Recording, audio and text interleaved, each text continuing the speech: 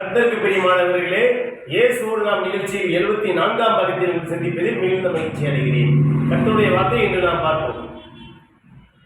சங்கீதம் 32ஆம் அதிகாரம் 8ஆம் வசனம். நான் உனக்கு போதித்து நீ நடக்க வேண்டிய வழியை உனக்கு காட்டுவேன், உன்மேல் என் கண்ணை வைத்து உனக்கு ஆலோசனை சொல்வேன். கர்த்தர் நீங்க அட்வைஸ் பண்ற மாதிரி சூப்பர் வார்த்தை கொடுத்துருக்காரு. அதாவது உங்களுக்கு நான் உனக்கு போதித்து நீ நடக்க வேண்டிய வழியை உனக்கு காட்டுவேன், உண்மையில் என் கண்ணை வைத்து உனக்கு ஆலோசனை சொல்லுவேன். ஏசப்பா பார்த்தீங்கன்னா எவ்வளோ நம்மள வெளியிருந்தா இந்த மாதிரி சூப்பரான அவங்க வார்த்தையை கொடுத்துருப்பாரு. அதாவது ரொம்ப ரொம்ப ரொம்ப நம்மள அதிகம் ஏசப்பா பார்த்துருக்காங்க இந்த மாதிரி வார்த்தையை கொடுக்குறாரு.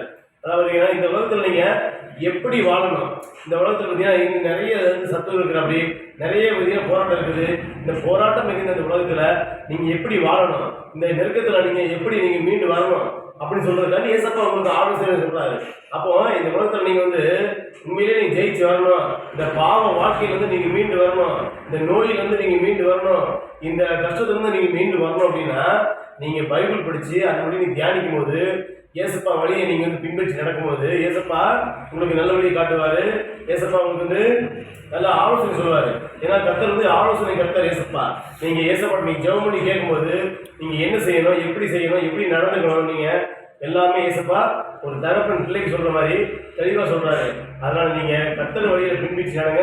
கர்த்தர் உங்களுக்கு நல்லதே செய்வார். கர்த்தர் உங்களையே ஆசீர்வதிப்பாராக. ஆமென்.